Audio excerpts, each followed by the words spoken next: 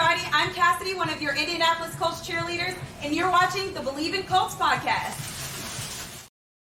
Welcome back to another edition of Believe in Colts. With me, as usual, is my guy, Jerraud Powers, and this episode, in place of Rodney McLeod, we have a very, very special guest, former Indianapolis Colts pass rusher, former NFL sack leader, Robert Mathis. Robert, how are you doing, my guy? Appreciate you being on the show today. I'm blessed. I'm doing awesome. I appreciate you guys having me on. All right. Man, I appreciate you coming, man. I know your time's valuable, so we're just gonna jump right in it, man. We're in the off season. Everybody know the type of season we're coming off of. Feel like we got, some needs that's out there that we need to get. In your opinion, what do you think the Colts need first and foremost to get this thing back to where it needs to be? Man, the engine to every vehicle in the NFL is a quarterback. It starts and stops there. No QB, no chance. There's a lot of good options. A lot of good options, especially at the number 4 spot where we're slated to draft. So it definitely starts at quarterback, and then coming on down, you need a edge rusher, left tackle number 2, edge rusher, and another big time receiver. So we got needs, a lot of them. Absolutely. You're talking about edge rushers. A lot of my questions are going to be focused a lot on that. We got a couple guys that are slated as free agents this year. One of them is Taurus Lewis. He's had a problem with injuries. Obviously, he's tore his ACL, different knees, different years, last 2 years. But when on the field, he's been pretty darn productive. What are your thoughts about Indianapolis? Should they re-sign him and bring him back, or should they look elsewhere? Absolutely. He's not going to cost a lot. And matter of fact, I love Taquan. I love what he brings. He's ultra reliable. And what you see is what you get, because you know what you're going to get with him. He's, like I said, he's not going to cost a lot. Bring him back, and he picks up on the scheme, and he has a high football IQ. So those are that's an intangible that you really can't measure. So once he gets healthy, he's going to give them exactly what they expect. So I would definitely resign him, but you also need a big time edge guy opposite Quiddy. Absolutely. Hey, so just getting away from, I guess, the team a little bit, in your honest opinion, I would put you on the Mount Rushmore when it comes to pass rushers and some of the guys that I would say QBs feared every week when they know that, they see your name as an opponent. So in today's game, since you've been around it since you retired, obviously everybody knows your resume and what you accomplished. How has today's pass rushers changed from your time when you played and the era of pass rushers that you came up in? Man, it's a little tougher nowadays because these soft ass quarterback rules that they got in place, man. You can't even breathe. You can't even hurt. You can't even say nothing to the quarterback without getting a flag, and it was crazy. But I think the Chiefs lost to the Colts off a call at the end of the game where Chris Jones said something to Matt Ryan, and he got unsportsmanlike. So that was just like, what the hell did he say to get a flag? But then you got the strike zone. Then you have the runner protection. Then you have the referees. Then you have don't forget the 5 bodyguards that you have. They have assigned to them that they get paid millions of dollars to stop. So it's a lot of rules in place to keep the quarterback, I guess, healthy and upright. So that's a job in itself to get to the quarterback, then to get to him, and just be productive in today's game with 17 games. Right. So I think what we did in the early 2000s, we kind of opened the door for the style of rushers that we have today. The more emphasis on quick athleticism. But these guys today, they have a tough job with all the rules in place. Even DBs, not to get sidetracked, you can't cut big, tall ass offensive tackles coming out in the flats, man. That's ridiculous to me. So that was my old man rant for like 30 seconds. So Well, we might be building off that rant because I'm going to build off that question a little bit, discussing those sack rules and the referees. I want to remind everybody that BetOnline remains your number one source for all your sports betting this season, from the NBA, NFL, baseball, you name it, they've got it. You'll always find the latest odds, team matchup info, player news, and game trends at BetOnline. BetOnline features live betting, free contests, and live scores for almost any sport or game imaginable. We're the fastest and easiest way to bet on all your favorite leagues and events. Head to betonline.ag to join and receive your 50% welcome bonus with your first deposit. Make sure to use promo code BELIEVE, that's BLEAV, to receive your rewards. BetOnline, where the game starts. You feel like the referees, that with the rules that they have in place, that the NFL has given too much power to the referees to dictate how a game goes? I don't think it's changed much. I think the referees are just kind of imposing their will, and I think it does come from the amount of leash that the NFL gives them to protect these quarterbacks. It's almost tough to watch. It's tough to watch, and I hate being the guy that is always bitching about what's going on in the current NFL, but I am that old guy that's doing a lot of bitching because it's tough to watch. I can watch maybe a quarter before I'm on to something else because of the some kind of flag that they thrown, and which is some BS, and then I'm going off the rails.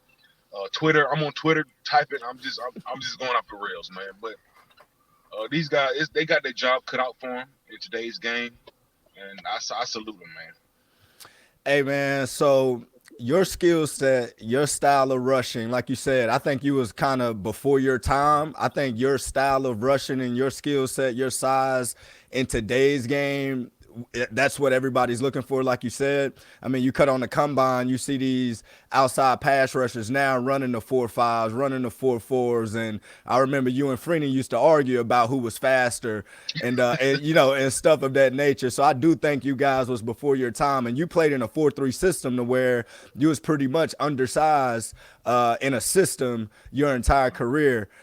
If you played in today's, out of the 130 sacks that you had in your career, if you came in today's game with the same longevity that you had, what you think your career would look like now? Even though you got a Hall of Fame career, what do you think it looked like in today's game? Hey, be honest now. Don't hold your tongue. man, with the yeah. It'll probably be in the 150s, 160s, and then you have the added game.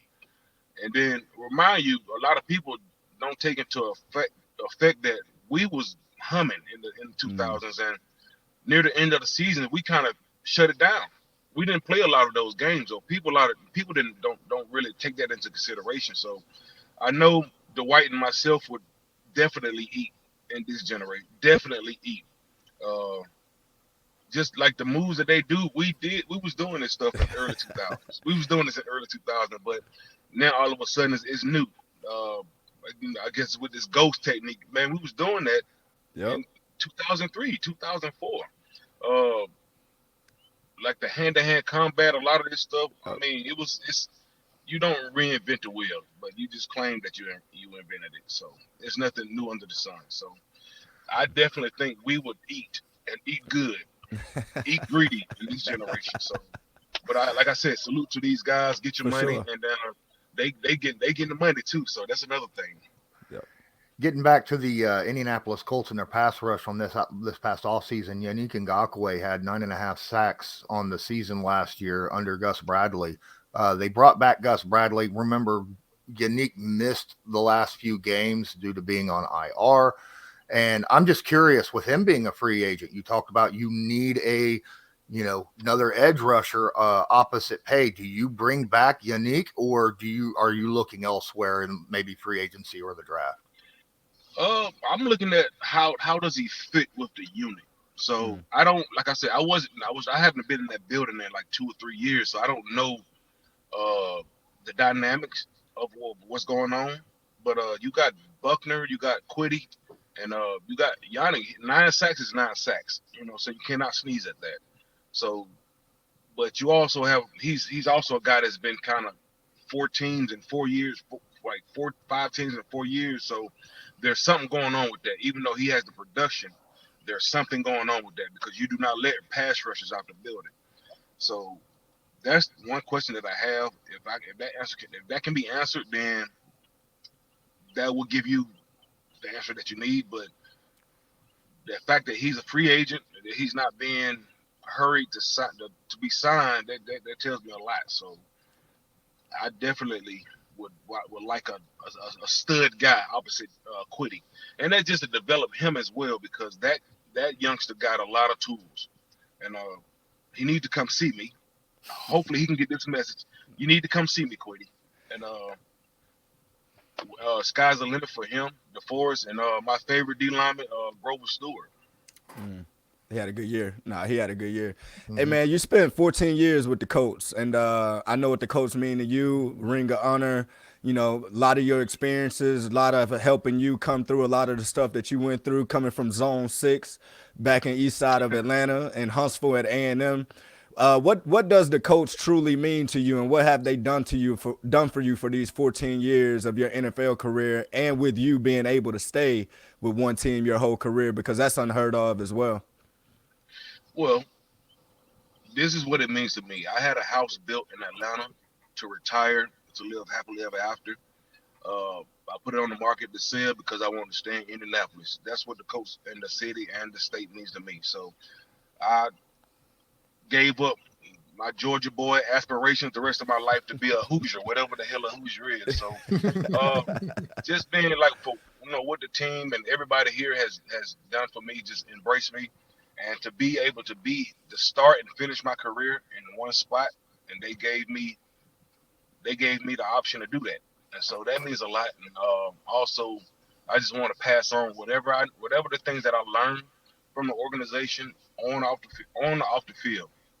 I want to pass that along in the Indiana community.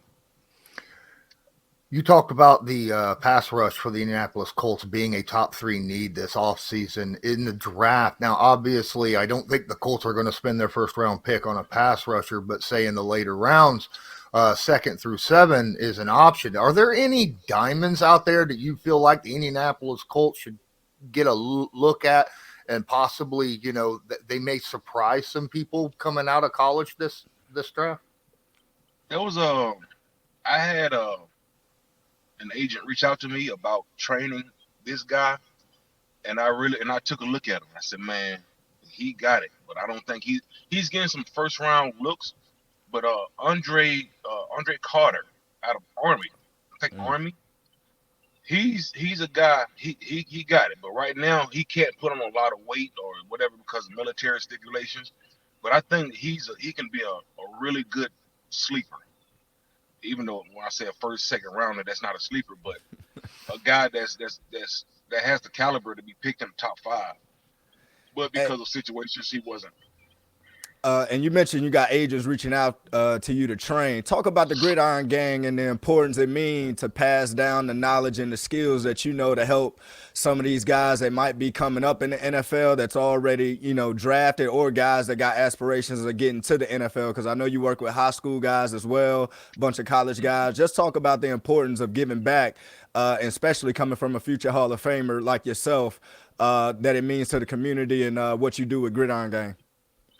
Well, Gridiron Gang, our motto is skill, not scheme. So we want to teach people enough football, give them enough skill to play in any scheme.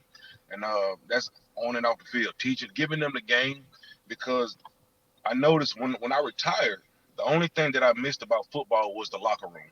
Yep. And and it's like, bro, you got to do something. You just can't stop and just rest on your laurels once you retire, because you're so used to being on the clock. You're so used to doing something at different times of the year. And then now you just got to teach it. If you can't do it, you got to teach it. And so that's good enough for us. Myself and Dan Muir, we started this in 2018.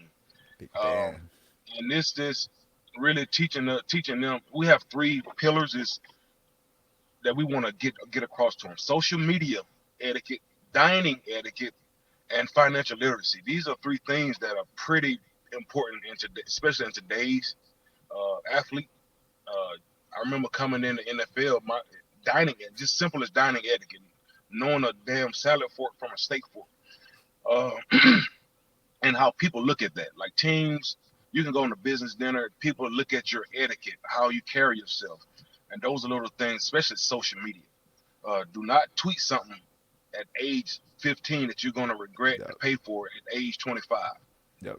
Just teaching them the importance of foresight, and especially, goes without saying, financial literacy.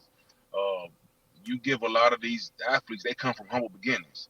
You go to college, do your thing, and now you're an instant millionaire. And you don't know what to do with this money. Right. Besides spend it and see these rappers and see these other guys wearing crazy ass clothes pre-game and stuff like that, and spending your money on that type of stuff versus saving and tucking away, buying land, stuff like that.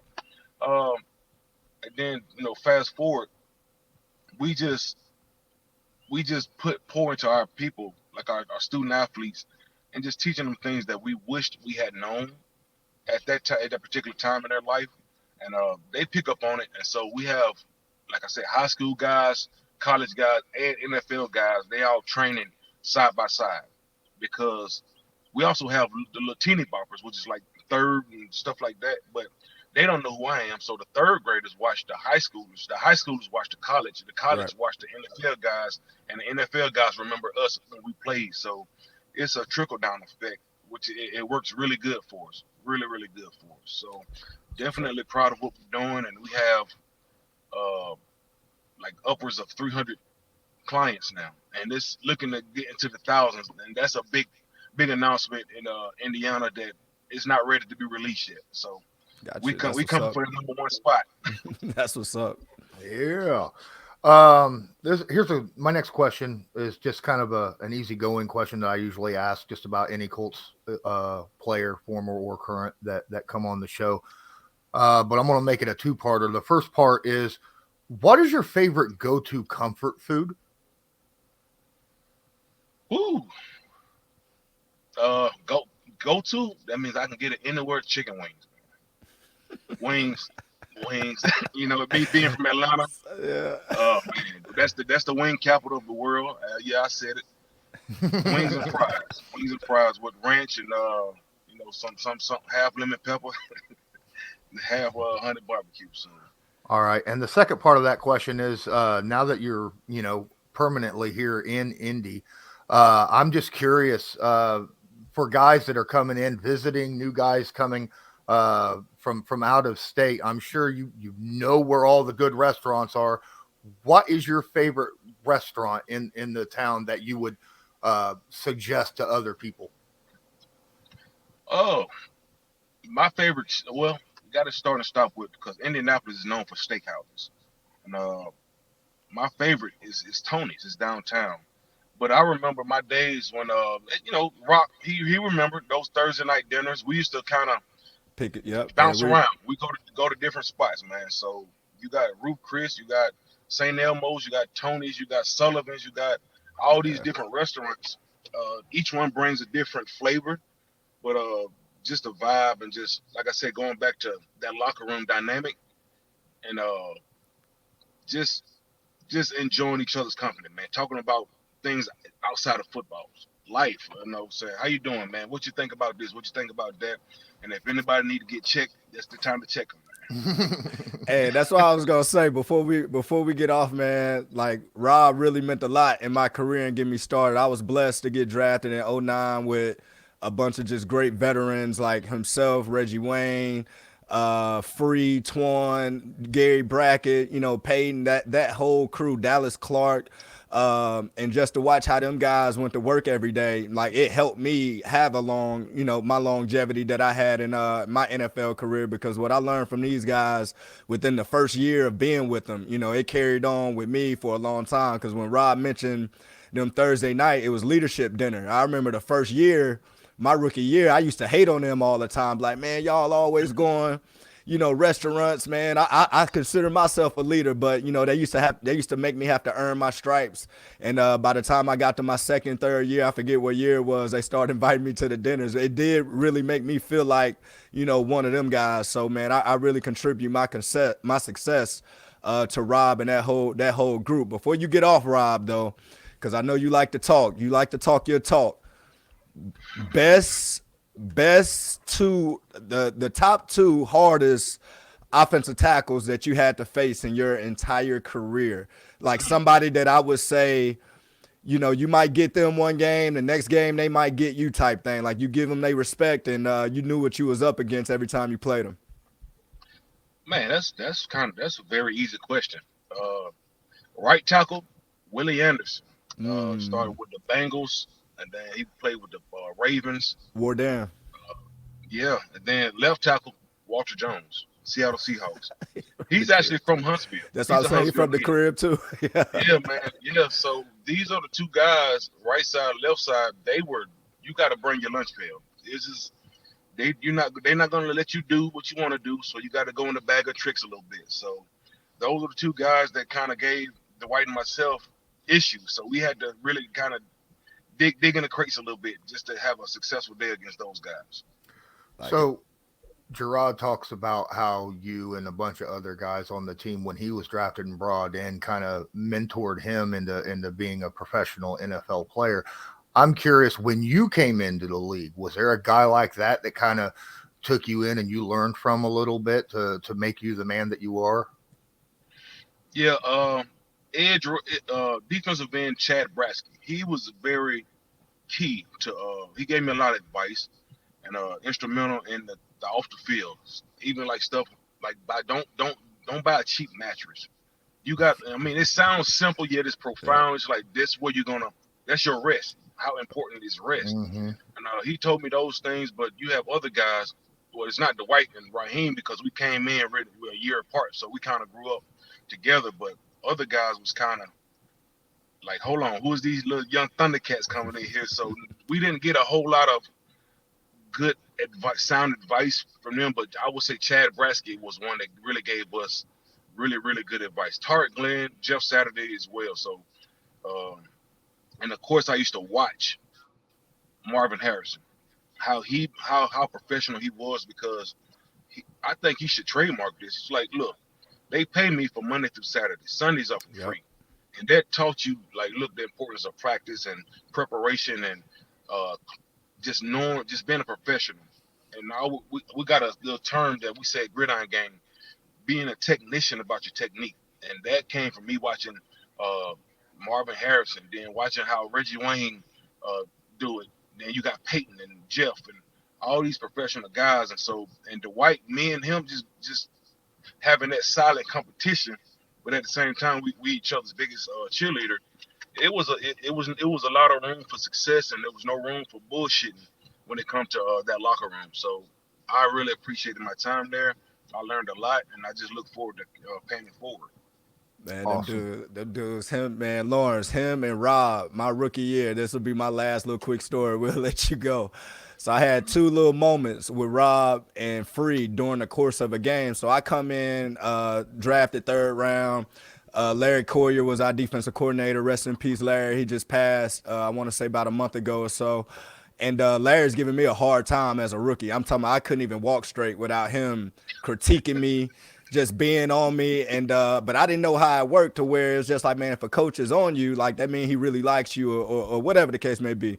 So I end up becoming a starter and all that. And I remember it was a certain play that I wanted Dwight Freeney to kind of crash down, because he had me on the outside for help now because of the certain formation. And I remember I patted him on the butt to get him to move down. He literally, right before the snap, stood up, looked at me, and said, "Do not ever touch me a day again in your life. You play off of me." So I'm basically out there just playing off of him. Fast forward, it may be like 2 or 3 games later, similar situation with Rob. It's a third down play. I'm still trying to figure out these two guys on how they are mentally.